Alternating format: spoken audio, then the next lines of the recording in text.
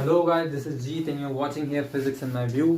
तो आज हम पढ़ने जा रहे हैं ग्रेविटेशन ही जो चल रहा था उसी को आगे और बढ़ाएंगे। अभी तक हमने जो ग्रेविटेशन पढ़ा वो ग्रेविटेशन 12th से संबंधित था, जिसके अंतर्गत हमने ये पढ़ा कि न्यूटन का ग्रेविटेशन फॉर्मूला क्या था, F=gm1m2/r²। उसके बाद हमने पढ़ा था जी और स्मॉल जी में रिलेशन क्या होता है। उसके बाद हमने पढ़ा था बाइंडिंग एनर्जी क्या होती है, और आपका उसके बाद हमने पढ़ा था बाइंडिंग एनर्जी बाद क्या पढ़ा था, ऑर्बिटल वेलोसिटी, एस्केप वेलोसिटी, ये सारी चीजें पढ़ी थी। आज हम उसका ट्रीटमेंट करेंगे बीएससी लेवल से, अर्थात अगर हम बीएससी लेवल पर जाएं तो हमें क्या क्या चीजें पढ़ने को मिलती हैं। तो बीएससी लेवल पे जब हम जाते हैं तो सबसे पहले हम उसके बताते हैं नेचर के बारे में। तो नेचर उसका होता है सेंट्रल फोर्स है। थोड़ा स्टडी करते हैं सेंट्रल फोर्स के बारे में, सेंट्रल फोर्स कैसे होते हैं। तो ये होते हैं सेंट्रल फोर्स।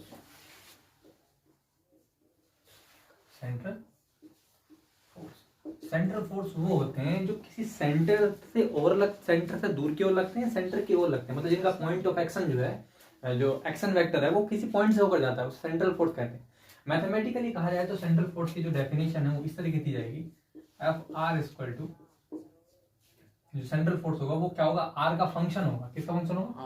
आर का फंक्शन होगा, प्लस माइनस, ऐसे कहते हैं central force F plus minus Fr। ठीक है, इस तरीके से कोई सेंट्रल फोर्स जो दिया होगा वास्तव में वो आर का फंक्शन है। Central force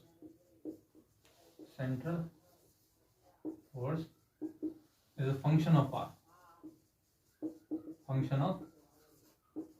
are, where plus sign represent attractive, plus sign repulsive force and minus sign represent attractive force।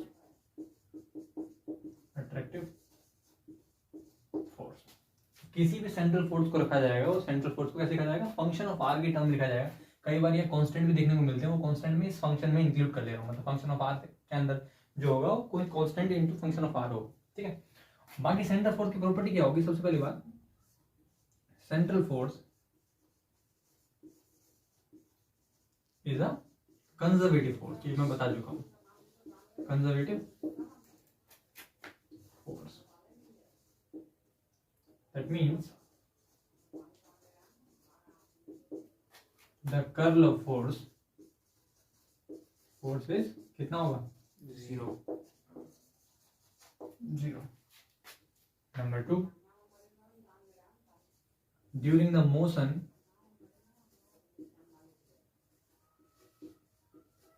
under central force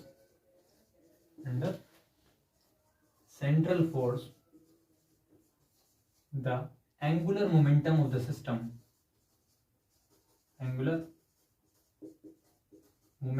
of the system कितना होता है, कांस्टेंट रहता है, remain conserve।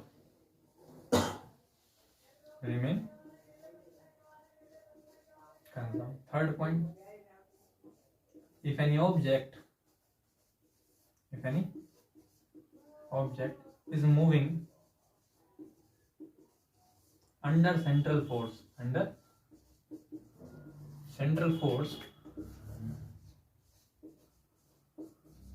then its aerial velocity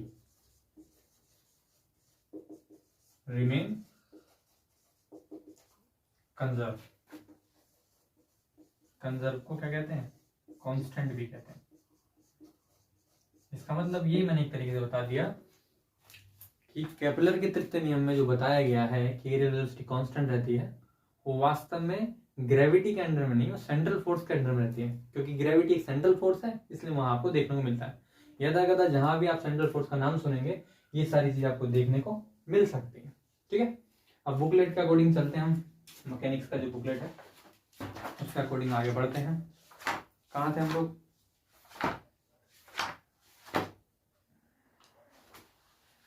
ये आपका central force हो गया। Differential equation के बारे में जानते हैं, जो हमने पढ़ा था सेंट्रल फोर्स के अंडर में अगर कोई पार्टिकल मोशन कर रहा है तो उसकी डिफरेंशियल इक्वेशन कितनी हुई, टेस्ट लगी था। बच्चा किधर है? चलो इससे मिला, नहीं मिला, नहीं मिला, चलो इसे मिटा देता हूँ, इसे मिटा देता हूँ, दूसरा वाला नहीं मिला ना। तो अगर कोई पार्टिकल सेंट्रल फोर्स के अंदर मोशन करेगा तो उसकी ट्रैजेक्टरी कुछ भी हो सकती है। तो उस जो ट्रैजेक्टरी होगी उसकी डिफरेंशियल इक्वेशन कैसे होगी? तो डिफरेंशियल इक्वेशन को समझा रहा हूँ मैं अभी, और वो डिफरेंशियल इक्वेशन आपने मैकेनिक्स में पढ़ा होगा जब आप बीएससी में होंगे। उस डिफरेंशियल इक्वेशन को सॉल्व करेंगे तो इसेंट्रिसिटी बेस्ड एक इक्वेशन आएगी जो कि रिप्रेजेंट कर रही होगी उसकी ट्रैजेक्टरी को। इसेंट्रिसिटी को हिंदी में क्या कहते हैं? उत्केंद्रता कहते हैं। और उत्केंद्रता ही ये डिसाइड करती है कि कोनिक सेक्शन का शेप कैसा होगा। मैं अभी आपको कोनिक सेक्शन बताता हूँ क्या होता है, बहुत ही सिंपल शब्दों में, बिल्कुल सिंपल। समझिए थोड़ा कोनिक सेक्शन के बारे में। कोनिक सेक्शन, कोनिक सेक्शन, मान लीजिए आपके पास एक कोन है,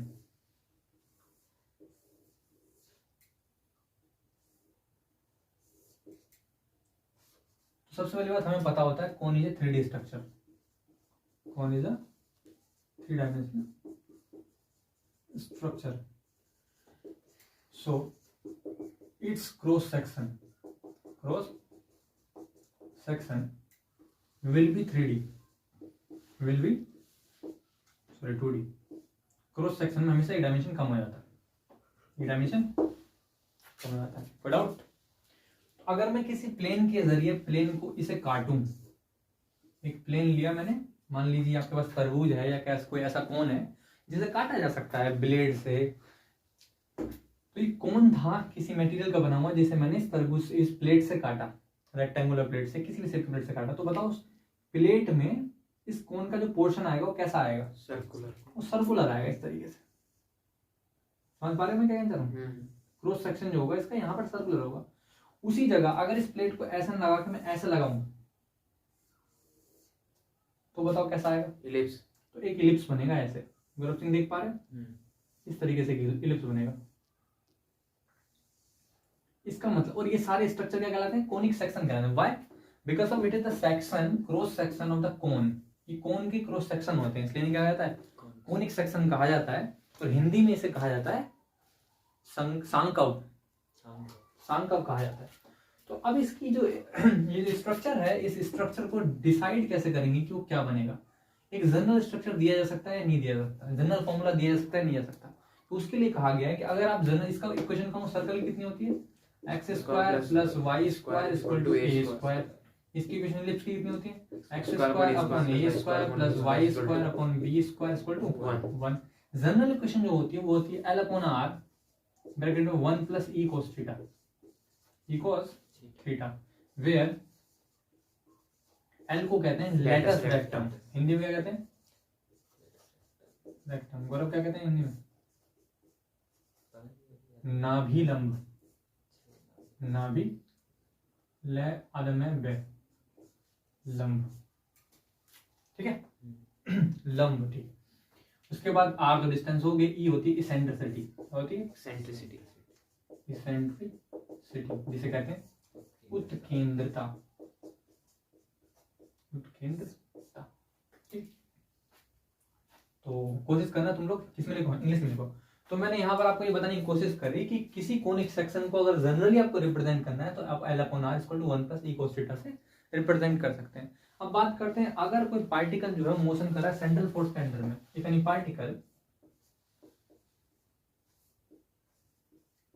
particle or object is moving under central force, under central force, then the differential equation, differential equation of the orbit will be, differential equation कितनी होगी बताओ भाई? d2u over d theta 2 plus u is equal to minus K m F R upon L square U square, where u equal to होता है 1 upon r and Fr is that central force, is that central force, और L क्या होता है? Angular momentum,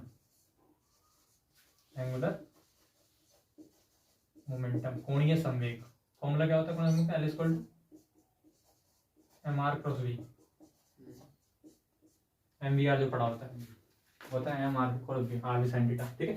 तो इसमें याद रखेंगे और यहाँ याद रखेंगे इसेंट्रिसिटी होती है E और L होता है लेटिस वेक्टर, जिसे नाभिलंब कहते हैं। इसेंट्रिसिटी का फॉर्मूला अगर आपने वहाँ पढ़ा हो ट्वेल्थ में, तो E इक्वल टू होता है √1 minus B square upon A square, या कहीं कहीं 1 plus B square upon A square भी देखने को मिलता है। नाभि में छोटी की मात्रा आती है, बड़ी की मात्रा आती है? छोटी। नाभि लंब, ठीक है। तो तुम्हें तो हिंदी में लिखना ही नहीं है, तो हिंदी में लिखना नहीं, मिटा देता हूँ। नाभि लंब आधा में पे, इस तरीके से आप लोग इसे नोट कर लेंगे, इतना आसान है। तो डिफरेंशियल इक्वेशन आप जब ऑर्बिट के लिख लेंगे तो ये इक्वेशन बहुत महत्वपूर्ण है कुछ क्वेश्चनों के लिए, और इस पे क्वेश्चन देखने को मिलते हैं। एक क्वेश्चन दो तरह के क्वेश्चन बता सकती है। अगर आपके पास इक्वेशन ऑफ ऑर्बिट है पोलर फॉर्म में, तो आप लॉ ऑफ फोर्स निकाल सकते हैं कि उस पर बल किस कोटि का लग रहा होगा और बल दूरी पर किस प्रकार डिपेंड कर रहे हैं। अगर आपके पास Fr की वैल्यू है तो आप उससे क्या निकाल सकते हैं? आप उससे इक्वेशन ऑफ ऑर्बिट भी निकाल सकते हैं। तो दो चीजें इससे निकाल सकते हैं, मैं लिख देता हूँ।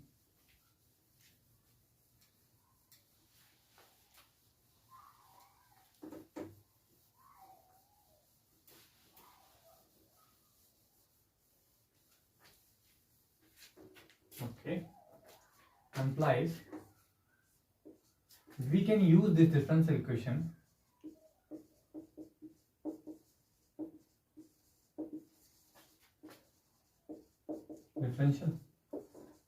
equation in two ways.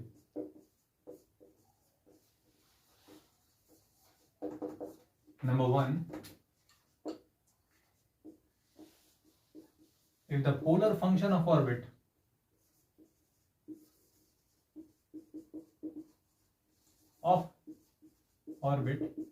is given,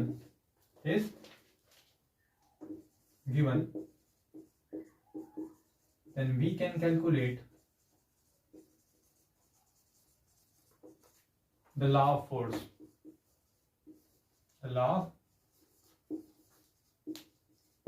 Number two, if the law of force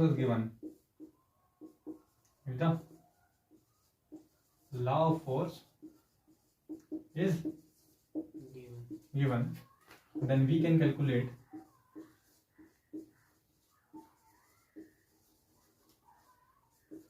the polar function of orbit.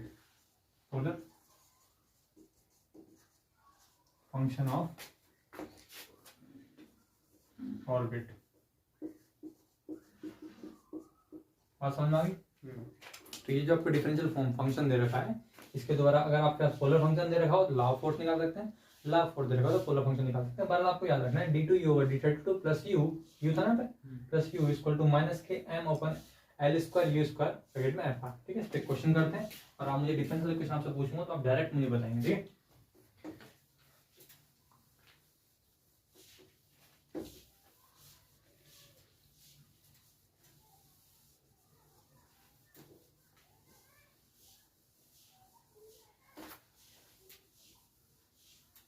Easy है ग्रेविटी, कोई दिक्कत नहीं है। देखो कौन सा पेज नंबर है?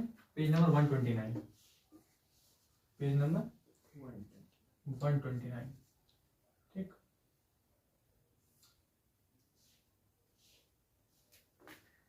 क्वेश्चन नंबर क्या है? एग्जांपल 1 ही ले लो, नाम नहीं है कुछ। Example 1, okay. लेकिन रुको, इससे पहले एक चीज और बता दूं।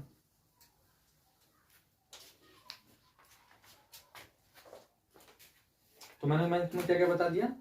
मैंने तुम्हें बता दिया कि अगर कोई फोर्स सेंट्रल है तो वहां पे दो प्रकार के फंक्शन प्लस माइनस के टर्म में लिखा हुआ। देखो फर्स्ट पेपर में दिख रहा है तुम्हें प्लस माइनस चिन्ह सबसे ऊपर, देखो फर्स्ट पेपर प्लस माइनस, इसमें नेगेटिव साइन रिप्रेजेंट करेगा अगर अट्रैक्टिव सेंट्रल फोर्स है, और अगर पॉजिटिव साइन हो तो रिपल्सिव सेंट्रल फोर्स को रिप्रेजेंट करेगा। उसके बाद मैंने तुम्हें इसके फीचर्स के बारे में बताया कि कंजर्वेटिव होगा, नॉन कंजर्वेटिव होगा, सेंट्रल है, तो प्लेन के अंडर में मोशन जो होगी और बाकी सारी चीज़ें जो है वो सेंट्रल फोर्स की प्रॉपर्टीज में आ जाएंगी। उसके बाद एरियल वेलोसिटी कांस्टेंट होता है, उसका डेरिवेशन मैंने तुम्हें अपने वे में पहले भी करा देता जब मैंने तुम्हें केपलर्स लॉ प्रूफ करे थे, तो यहाँ मैंने ये वाली चीज़ को नहीं पढ़ा है। तो डिफरेंशियल इक्वेशन ऑफ ऑर्बिट को मैंने अभी बताया, तो उसके बाद रिवाइज करो क्या बताया, del 2u और del theta 2 plus u equal to minus के M F R upon L square U square. अब आते हैं इस question page number 129, page number 129 example है आपका, एग्जाम्पल फर्स्ट मान लेते हैं इसे। बताओ तो इसमें क्या कह रखा है, equation of the orbit of a particle moving under the central force is, equation of motion दे रखी है, तो given equation of motion, given equation of motion कितना दे रखा है इक्वेशन ऑफ मोशन बताओ। r पावर n, r की पावर n, कहाँ दिया आगे पावर, कहाँ पढ़ लोगे, r theta equal to beta, r theta equal to beta, r theta equal to beta. तो हमें क्या करना है, u की वैल्यू निकालनी है, u की वैल्यू क्या होती है, बट u इक्वल टू क्या होता है 1 अपॉन r, तो u इक्वल टू कितना हो गया 1 अपॉन बीटा अपॉन थीटा। समझ आ रही बात, ये होना है आ गया 1 अपॉन बीटा अपॉन थीटा, समझ में नहीं आया क्या, आ गया r की वैल्यू बीटा अपॉन थीटा है ना, implies r equal to beta upon theta, तो r की जगह आ गया बीटा अपॉन थीटा, थीटा चला गया ऊपर, कितना बचा theta upon beta. We know that क्या होती है बताओ एक बार अपने, dt over del u over del theta 2 plus u is equal to minus का m f r minus का m f r F R upon l square u square L square u square। U square, L तो conserve रहता है, constant है। Okay बताओ, del two U और del theta two equal to theta upon beta plus theta upon beta equal to minus K M F R upon L square, U की value कितनी theta upon beta, theta upon beta का whole square.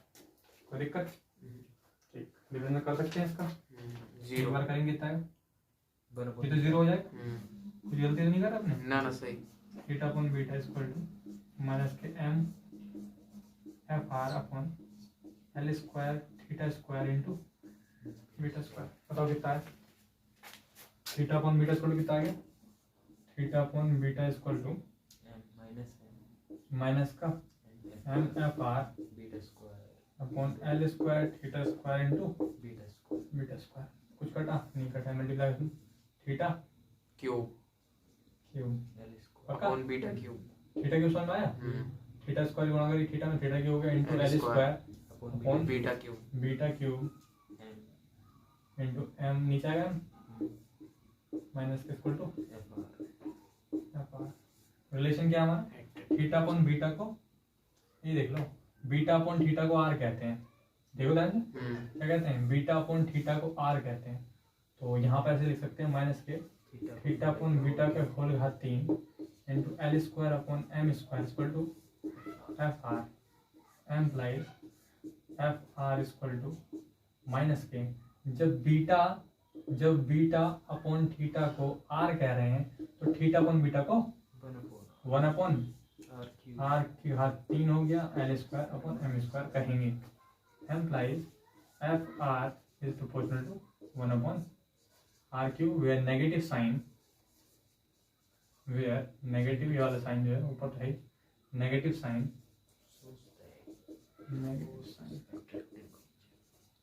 shows that force is of attractive nature,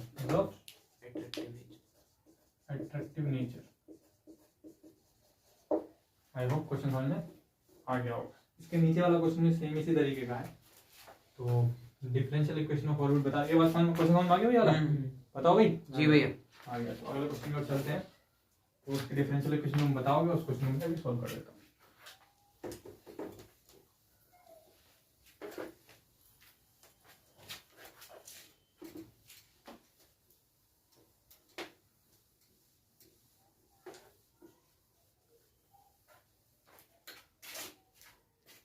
example number 2 बताओ, differential equation of orbit, question बताओ। इससे अगला वाला, हाँ इससे r के बराबर n बराबर आर के पावर एन बराबर तो सही बताना, अगर गलत बता तो बाद में दिक्कत है मेरे लिए। हाँ यही तो है, बताओ कितना था। आर के पावर एन बराबर ए कोसाइन r की थीटा पावर n बराबर cos N theta a cos N theta. n theta. Okay, ये पकड़ो बुकलेट, इसमें एग्जैक्ट वे टू वे लिखा हुआ है कैसे चलना है, ठीक है। तो हमें डिफरेंशियल इक्वेशन में रखना है तो हमें u की वैल्यू चाहिए। तो यहाँ पे u दिया है, हमें r दिया, और याद रहना चाहिए कि r ही u है, वास्तव में अगर उसे रिवर्स कर दिया जाए तो करेंगे तो कितना बनेगा। Taking log on both side, पहले u निकाल लो, आसानी रहेगी लॉग लेके।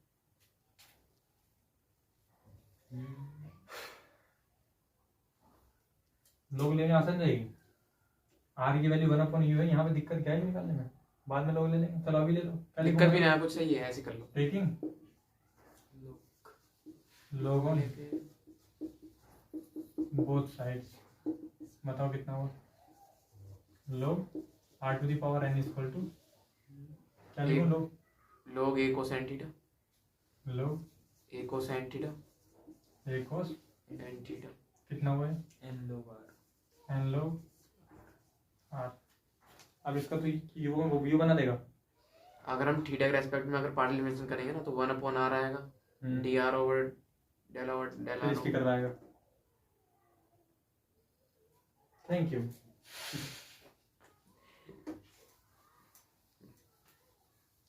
Thank you thank you thank you. उल्टा करेंगे इसे, बताओ कितना आया। उल्टा करना आता है ना, उल्टा करो, कितना आएगा बताओ। 1/r R power N to the power n equal to 1/a A cosine theta cos N theta n थीटा। इसे क्या कहते हैं, U 1/r to the power whole power n equal to 1/a cosine sec n थीटा। 1/sec है बोलता है, इसे u कहेंगे, u to the power n equal to आसान हो गया। 1/a second sec n theta. आप ले सकते हो लोग चाहो तो, टेकिंग लोग बोथ साइड, टेकिंग लोग बोथ साइड्स। कितना है बताओ। वहां से भी हो जाता, n log u आई बताऊंगा। 1/r वो कर देते ना, so 1/u log देखना तो वही समझ आया, अभी खाने का डिफरेंशिएशन करने में दिक्कत आती है। Differentiating with respect to theta है, पहले से अलग कर इसे लोग वन अपन हाँ इस अलग करके फायदा क्या होगा। हमें ए अलग हो जाएगा भैया हमारा। जीरो हो जाएगा ना फिर। कितना है, दिमाग है तुम थोड़ा थोड़ा। लोग वन अपन प्लस क्या बोले, वो तो अभी साबित करा था थोड़ी देर पहले। तो वो कब कर दिए सर? तो डिफरेंशिएटिंग अच्छा differentiating with respect to theta ठीक है। करो, कितना है, n तो कांस्टेंट है, one upon d over d theta log u, ये तो जीरो हो गया, plus d over D theta d theta log cosine theta second second theta m into log u का कितना होता वन है upon 1/u into d over d del U over del theta. Sorry, इसकी हमें जरूरत थी, वो हमें मिल गया। पसंद है। log का कितना होता है 1/, सेकंड थीटा सेकंड थीटा फिर इनटू सेक का second theta tan n theta into sec n, का करेंगे second theta tan n theta into tan n उसके अंदर वाले का होगा तो बाहर n कोई दिक्कत है ना, सेक कट गया। सही है भाई। n/u equal to value over del theta equal to, इससे कट गया कितना है n से n कट n गया। tan n theta. अच्छा n tan भी कट गया, कितना है value over del theta equal to u into tan theta. u का फंक्शन थीटा के टाइम्स में है, नहीं है, क्या मिल जाएगा 1/n हो जाएगा। अगर u को हम इसमें चाहेंगे तो कोई बात नहीं। Again differentiating, again differentiating with respect to theta. करो भाई, del two U over del theta two equal to, पहली बार पहला बार, दूसरे डिफरेंशिएशन जो tan x पक्का ही होता है, और दूसरी बार में दूसरा भार, पहले का डिफरेंशिएशन, और ये हमें पता है। ये रखा, सुना ये बात।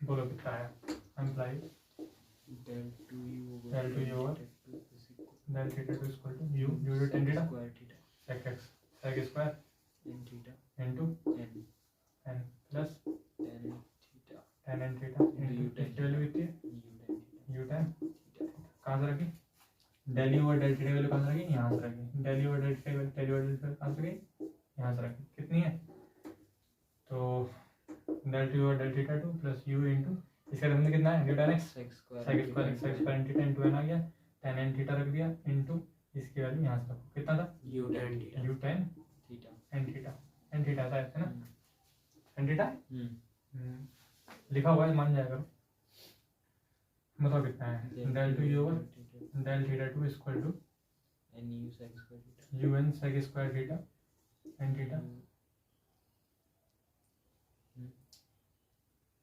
plus plus u tan tan square n theta square n theta सही है इतने तो है ठीक है पक्का पक्का equation first we know that बताओ डिफरेंशियल इक्वेशन कितनी होती है ऑर्बिट की d2u over d theta del 2u over del theta 2 plus u minus का mfr प्लस का u इक्वल टू माइनस का mfr mfr और l square u square l square u square value put करो इसकी कितनी है un un sec square n theta sec square n theta plus u tan square n theta u tan square n theta plus u equal to minus K n mfr अपॉन l square u square l square u square u common ले लेंगे पूरे में से u common आ रहा है ना u common ले लिया कितना बचा n sec square n theta n theta square bracket में tan square n theta plus 1 ये हो जाएगा sec square minus K mfr अपॉन l स्क्वायर u स्क्वायर तो दिक्कत नहीं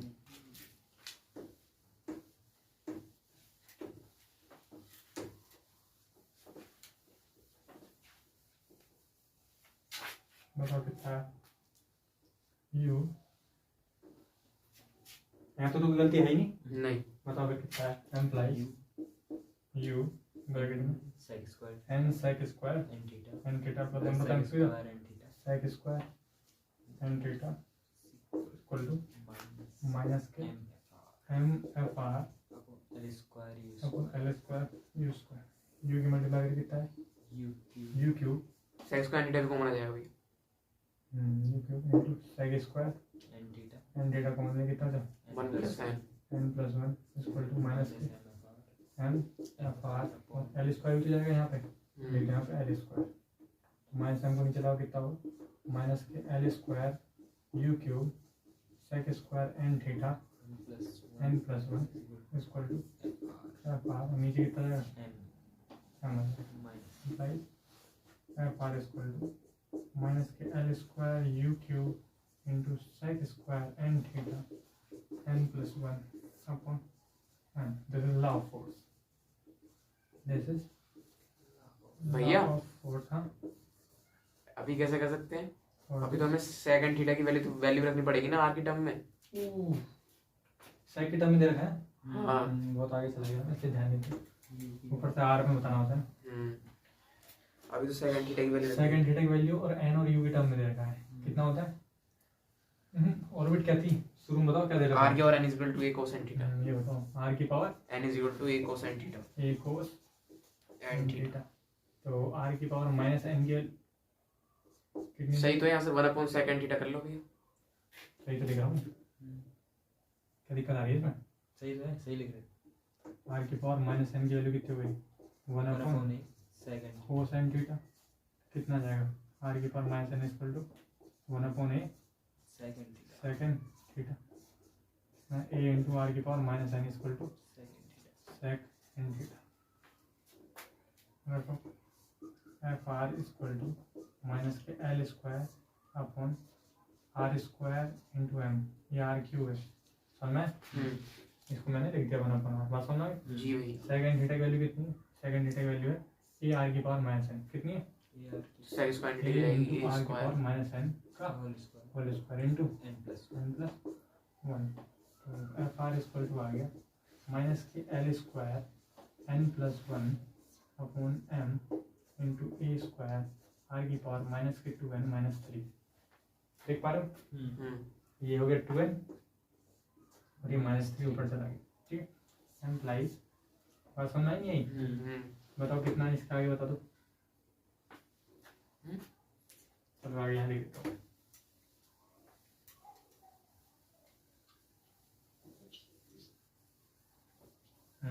तो कितना है, implies F R equal to minus के L square N plus 1 A square upon M into R की पावर माइनस के 2n plus 3। Implies F R equal to minus के L square N plus 1 A square upon M into 1 upon R की power 2n plus 3। सही है, this is law of force for the given orbit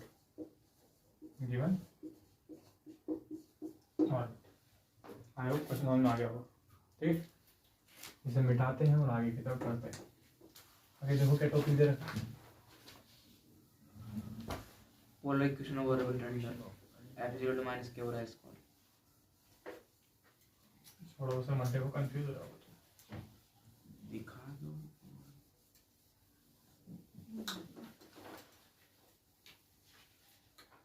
लो दस्ता पकड़, booklet. ये बात समझ में आई? ठीक, तो हमने डिफरेंशियल इक्वेशन सॉल्व करने शुरू सीख ली। अगर फोर्स आपके पास आ जाता है तो आप पोटेंशियल भी निकाल सकते हैं। ये अगला एग्जांपल दे रखा है, हमने v equal to minus F dot D R का यूज करके निकाल सकते हैं। बात समझ आई? पक्का ना? तो अभी हमने समझा, क्या समझा उस चीज को समझेंगे। देखो अभी मैंने आपको बताया था, देखो समझ में अभी मैंने आपको बताया, यदि कोई पार्टिकल सेंट्रल फोर्स के अंडर में मोशन कर रहा है, यदि कोई पार्टिकल सेंट्रल फोर्स के अंडर में मोशन कर रहा है, तो जो सेंट्रल फोर्स होता है वो होता है F equal two plus minus F R. मतलब जो सेंट्रल फोर्स होगा वो आर पर डिपेंडेंसी जरूर रखेगा। पता हमारी केंद्रीय बल जो है आर पर डिपेंड करेगा। फिर मैंने आपको बताया सेंट्रल फोर्स की प्रॉपर्टीज, कि अगर सेंट्रल फोर्स के अंदर मोशन कर रहा है तो क्या क्या चीज आप प्रेडिक्ट कर सकते हो, क्या क्या भविष्यवाणी आप कर सकते हो कि भाई केंद्रीय बल के अंतर्गत गति कर रहा है तो ये चीज संरक्षित रहेगी कि तल में गति करेगा, और ये सब चीजें एंगुलर मोमेंटम के अंदर रहेगी, इसलिए गति कर सकते हो। आप प्रेडिक्शन कर सकते हो उन चीजों का। उसके बाद मैंने आपको बताया कि यदि कोई पार्टिकल सेंट्रल फोर्स के अंदर मोशन कर रहा है तो उसकी डिफरेंशियल इक्वेशन कितनी होगी, ये भी मैंने आपको बताया। पता है उस डिफरेंशियल इक्वेशन को सोल्व करेंगे तो किसकी वैल्यू मिलेगी, यू की वैल्यू मिलेगी, और यू को उल्टा कर दें तो आर की वैल्यू मिलती है। वो आर की वैल्यू आपको याद करनी है, तो लिखेंगे solution of the differential equation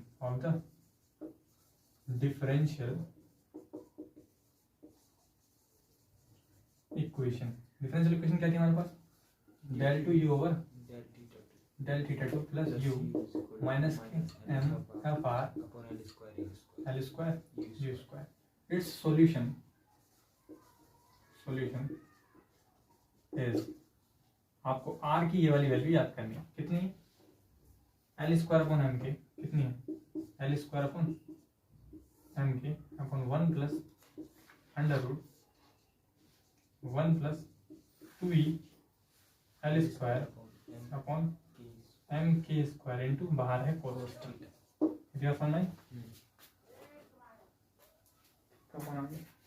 ये किसका, ये डिफरेंशियल इक्वेशन का सॉल्यूशन दस है।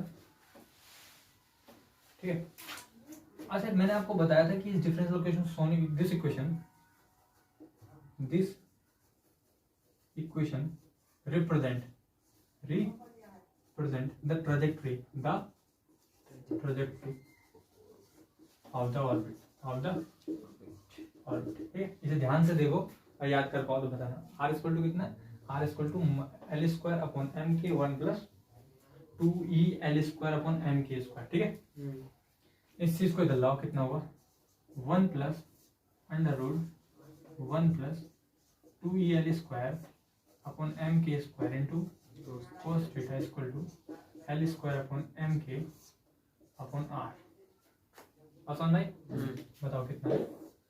आगे इसी को लिखो, L square upon M K upon R equal to 1 plus upon R 1 plus 2e L square upon M K square into cos theta comparing with the equation of conic section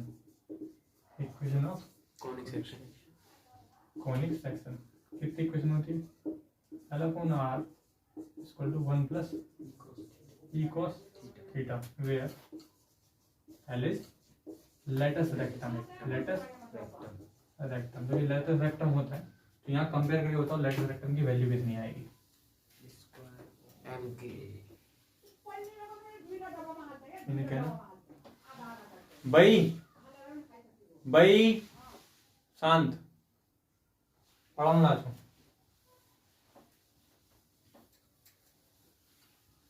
बताओ कितना है so let's rectum L की value कितनी होता है वहां से square upon MK L square upon MK and eccentricity and eccentricity of the orbit E is equal to कितना है under root 1 plus 2EL square 2e L square upon MK square ठीक है ये दो चीजें आपको याद रखेंगे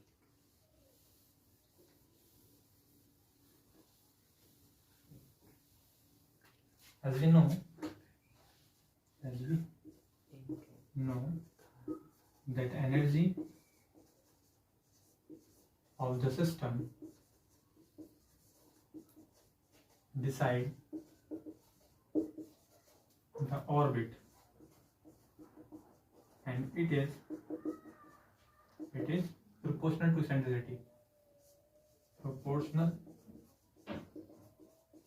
to eccentricity eccentricity. So we can conclude the shape of orbit by eccentricity. First case अगर आपकी eccentricity का मान 0 हो, क्या हो 0। अगर आपने 11th क्लास में पढ़ा हो तो eccentricity इतनी होती है 1 minus B square upon square अगर 0 होगा तो कितना हो जाएगा 0 square to 1 minus B square upon B square गुना A square equal to 1 B square equal to square eccentricity 0 होने पर सर्कल होता है ठीक। दूसरा इसेंट्रिसिटी 1 हो, अगर इसेंट्रिसिटी 1 हो तो क्या होगा 1 होने पर ये से कट जाएगा तो बी बराबर ए आएगा उस सॉरी 0 आएगा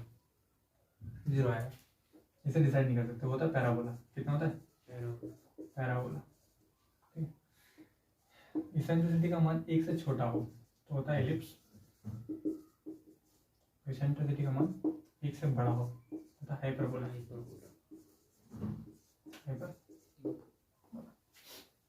इसेंट्रिसिटी का मान 0 हो तो आप यहाँ से देखेंगे 0 रखने पर कितना आ रहा है एनर्जी का मान। 0 रख के देखो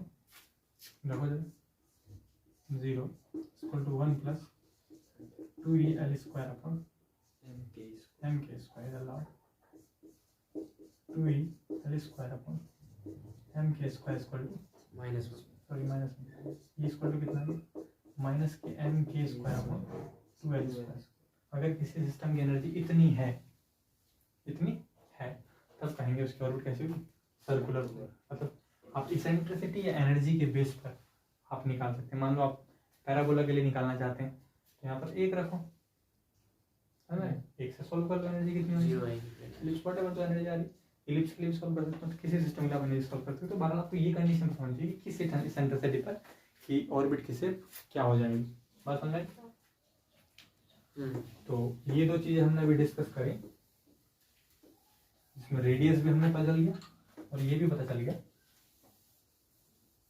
कि शेप कैसे डिसाइड करते हैं। इसके बाद समझ में आई। तो बताओ सबसे पहले मैंने तुम्हें रेडियस बताया था, वो रेडियस बताओ सॉल्यूशन आर कितना आया था पता है नहीं पता वो अभी याद होना चाहिए।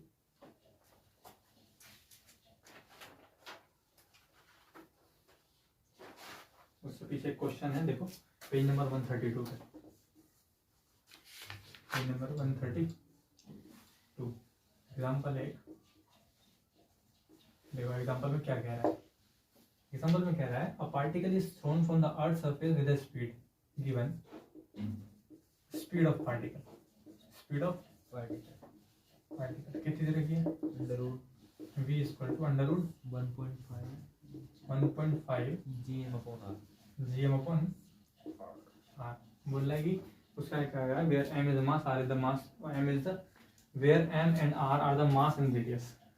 पढ़ा होगा पढ़ा। देखो कह रहा है एग्जांपल में a particle is thrown from the earth surface the speed v equal to 1.5 gm upon r where m and r are the mass of the and the radius of the earth respectively. What is the nature of the path of the particle? ऐसा question आपको देखने को मिल सकते हैं। तो इसमें nature को आपको कुछ नहीं करना, मैंने आपको बताया कि नेचर किससे डिसाइड होती है, एनर्जी से या फिर इसेंट्रिसिटी से। किससे, एनर्जी से या फिर इसेंट्रिसिटी। तो आप जनरली क्या करेंगे, आप एनर्जी कैलकुलेट करने की कोशिश करेंगे। क्या करेंगे, एनर्जी। एनर्जी क्या होती है, वी विल कैलकुलेट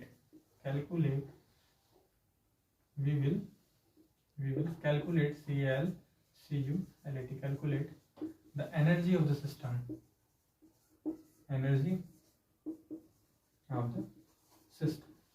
कैसे कैलकुलेट करेंगे भाई, एनर्जी होती है क्या, kinetic energy plus potential energy.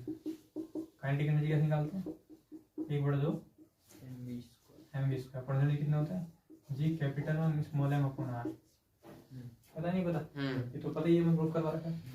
ये वैल्यू रखो, कितना हो गया 1/2 m, वेलोसिटी का स्क्वायर कितना है 1.5 G capital m upon r minus के G m upon e equal to कितना है, 2 से काट दो इसे, 7.5 कितना है, 7 दूनी 7.5 आ रहा है ना, सही बताओ। इसे वैसे कर लो ना, बटे में 3/4 कर लो इसे, 3/4 क्या होगा ये, 5 3 15 2 3/2 3/2 10 बढ़ाया 0 बढ़ाया 5 3 15 5 5 3/4 3 capital G m small m upon 4r minus G m small m upon r। LCM ले लेंगे 4r 3 G capital m small m minus का 4 G capital m small m, 3 में से 4 गया माइनस के G capital m small m upon 4r which is less than 0, और जो चीज छोटी है वो 1 से भी छोटी है, मींस एलिप्स। बात समझ में आया, क्लियर, बात समझ में नहीं आई क्या, आ गई। तो आपको करना क्या है, एनर्जी से भी डिसाइड कर सकते हैं। ठीक है, यहाँ लिख दे रहा हूँ, यहीं लिख दूँ, 1 से छोटी है तो एलिप्स हो जाएगा। Here energy is less than 1, so shape of the orbit will be ellipse, समझ आए। आगे ये सिचुएशन दे रखी है, अगर तुम्हें कभी मन कर रहा है कि तुम ये भी चीज ना करो तो क्या करा जाए, मतलब सिर्फ वेलोसिटी के बेस पर, समझ आए, वेलोसिटी दे रखी हो उसके बेस पर ही आप बताना चाहो शेप कैसी है, तो उसके लिए भी ट्रिक बताई गई। उसके लिए ट्रिक को जो है उसको समझेंगे, वैसे याद रखेंगे, सिर्फ एनर्जी से ही डिसाइड करेंगे। कोई सिचुएशन में अगर ट्रिक दी है तो मतलब फेल नहीं होगी ट्रिक, लेकिन अगर आपको कहीं ऐसी सिचुएशन है जहाँ आपको प्रूफ करना है, मतलब हाँ प्रूफ करना, तो पता होना चाहिए किसे डिसाइड करते हैं, एनर्जी या इसेंट्रिसिटी से डिसाइड करते हैं। तो जो ट्रिक है वो ट्रिक समझेंगे। अगर वेलोसिटी देखो,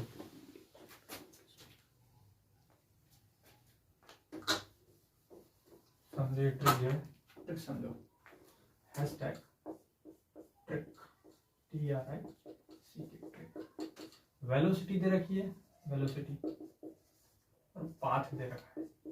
ठीक है, अगर वेलोसिटी आपकी जो दे रखी है वो है under root G capital M upon R plus H, इस वेलोसिटी में सर्कल बनता है।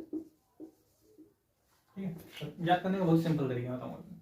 ठीक है, अब यहाँ पर एक लिखा हुआ है, एक के बाद क्या आता है, एक ही लिखा हुआ है, कुछ नहीं है तो एक और, एक के बाद क्या आता है 2, तो यहाँ पे 1 और 2 के बीच में आ जाएगी बात।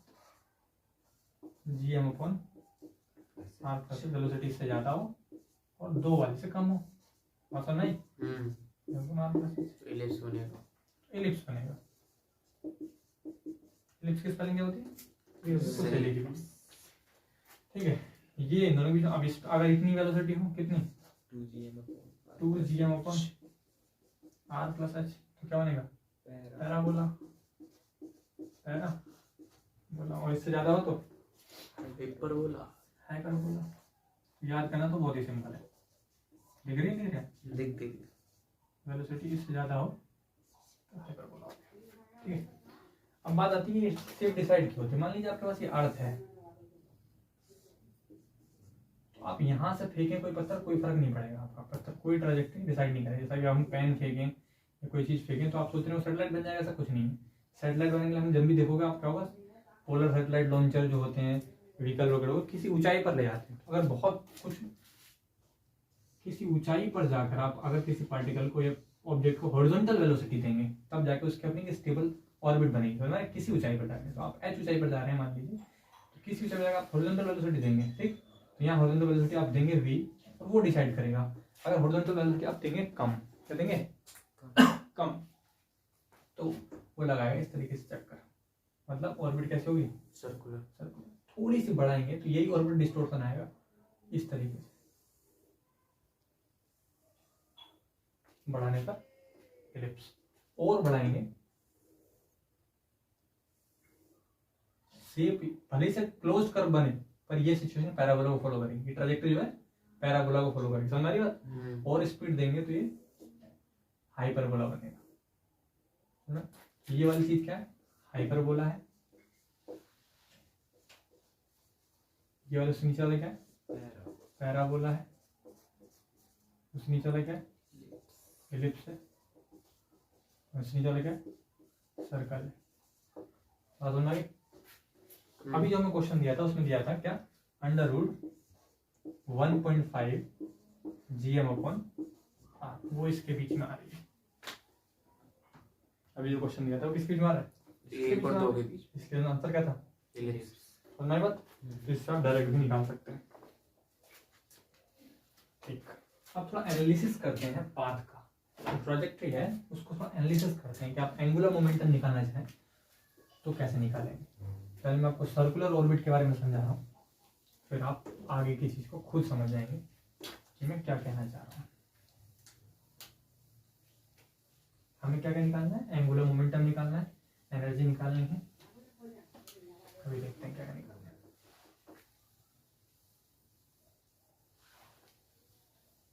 देखते हैं क्या निकालना है। अभी तो हार्ड नहीं लग रही भैया ग्रेविटी। अभी हार्ड नहीं लग रहा ग्रेविटेशन। यस, आगे है क्या हार्ड? नहीं बिल्कुल हार्ड नहीं। तो हमारे पास क्या है? सर्कुलर ऑर्बिट का एनालिसिस करना है। इसके अंदर देखो क्या क्या चीज निकाल के है। ब्रैकेट में देखो क्या क्या क्या क्या पढ़ो। कौन सा ब्रैकेट के अंदर ये जो अगले पेपर है देखो, सर्कुलर ऑर्बिट एनालिसिस दिखा, इसके अंदर ब्रैकेट दिख रहा है एक, उसके अंदर क्या क्या लिखा हुआ है? सर्कुलर ऑर्बिट लिखा हुआ दिखा अगले पेपर में। इसके नीचे सॉल्व करके ब्रैकेट नहीं दिख रहा है? पहले नहीं दिखा? कौन सा ब्रैकेट? ब्रैकेट इसे कहते हैं। इधर देखो, इधर देखो, इसके अलावा कोई ब्रैकेट दिख रहा है तुम्हें? डिब्बे के अलावा ब्रैकेट को हिंदी में डिब्बा कहते हैं। डिब्बे में झांको। ब्रैकेट कौन सा? डिब्बा कहते हैं। एक ही ब्रैकेट है यार, कौन सा ब्रैकेट का क्या मतलब? क्या वैल्यू निकली हुई बताओ? एंगुलर मोमेंटम, एनर्जी और वेलोसिटी। तो आपको जैसे तैसे सोल्व करके क्या क्या निकालनी है? एंगुलर मोमेंटम निकालनी है और एनर्जी निकालना है और वेलोसिटी निकालना है। ठीक है, तो आप ये लो गुरु सिंह पकड़ो, बताना कि ये सब आ रही है नहीं आ रही। हेल्प बताते हैं, हम आप भी करते हैं। देखो hashtag circular orbit analysis, circular orbit analysis है ना। आपको पता क्या है? आपको पता है रेडियस की वैल्यू कितनी होती है? बताओ। r equal to h square upon m K upon l square upon m K l square upon m K upon 1 plus under root 1 plus 2e under root 1 plus 2e l square upon m K square बाहर cos l theta square upon k square. देख के बिल्कुल सही सही बोल रहे हो। cos theta. देख के बिल्कुल सही सही बोल रहे हो। बिंदे बोल रहे हो? Not possible. बिन देखे बोलते तो मिस्टेक होगी ना वो एच वाली L square upon M K 1 plus under root 1 plus 1 plus 2e L square upon M K square cos theta. देखते हैं इसमें कि अगर ई की, ये तो ई है तो पता तुम्हें, ये तो ई है, but for circular orbit, for circular orbit E की वैल्यू कितनी होती है? 0 यहाँ रखो R equal to L square upon M K 1 plus 0। Are की वैल्यू कितनी आ गई? एल स्क्वायर अपॉन एम के। कोई दिक्कत? ठीक। Question number first, if we are, if गलत लिखा गया इसे मिटाओ, दोबारा लिखो, implies if we are studying the motion of a particle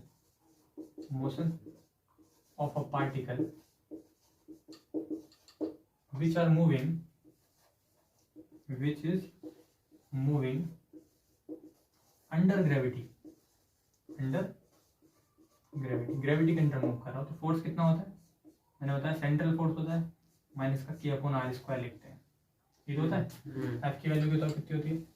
ji capital M small M upon R square equal to minus K upon R square G capital M small M equal to minus के M plus K equal to minus के G capital M small M. Putting this value of के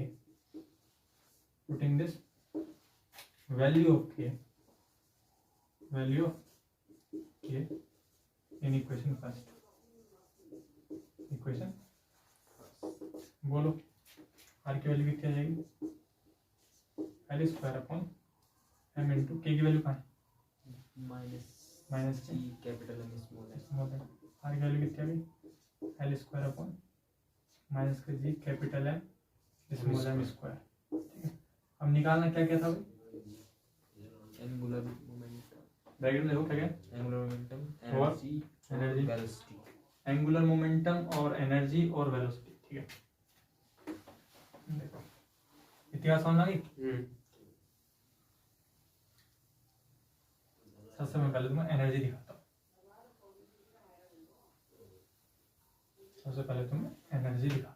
circular orbit मतलब eccentricity 0। बात समझ आई क्या? Circular orbit मतलब eccentricity 0 और eccentricity का फॉर्मूला होता है 1 plus 2e L square upon M K square, 2e L square upon M K square कर लो 0। इसका मतलब ये हो गया 1 plus 2e L square upon M K square equal to 0।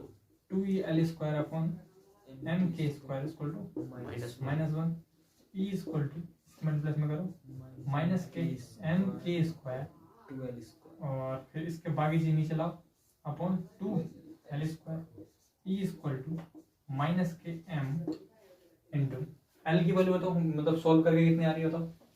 m under root G M R. ठीक है, energy M under root G M R, G M R under root के अंदर जी एम आर नेगेटिव आ रहा है ना हमारा, तो हाँ नेगेटिव क्यों आ रहा है? हमने ये देखो पहले, अगर हम यहाँ पे लेने लगे रूट तो बात खत्म हो जाए। अरे यार फोर्स को भी नेगेटिव लेना पड़ेगा, नेगेटिव कैंसिल की वैल्यू पॉजिटिव आएगी। कितना की पॉजिटिव आ गया, एम्प्लाइज इसकी मल्टीप्लाई करो कितना है? G capital M small M square equal to L square implies L equal to कितना गया? Small M under root G capital M. अरे यार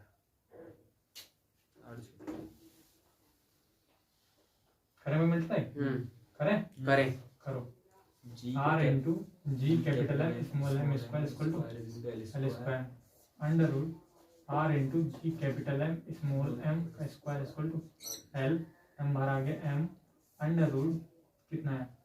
are into G capital M equal to L M plus L equal to small M under root G capital M into small समझ में बात? रख दो भाई यहाँ पे के की वैल्यू बताओ कितनी होती है? कितनी है? वो G capital M small M. Minus क्यों लगाते हैं? अट्रैक्टिव नेचर की वजह से, अट्रैक्टिव ठीक है। समझ हमारी बात।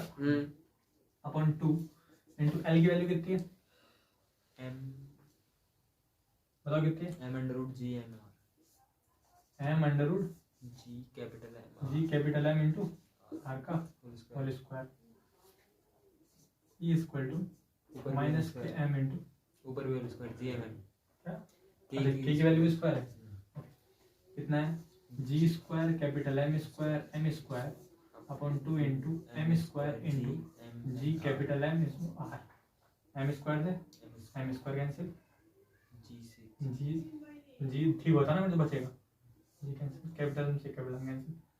बताओ भाई ठीक ठीक बचा क्या,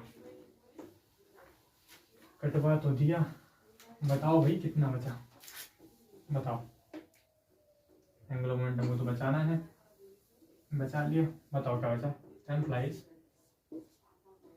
ई इक्वल टू कितना बचा, minus M G G capital M upon on 2 2 R R, ये बचा करो अपने मैच करो जरा को, सही capital M small M upon 2 R, यही है भाई समझ, बिल्कुल बिल्कुल। और क्या क्या पूछा भाई ये बताओ। वेलोसिटी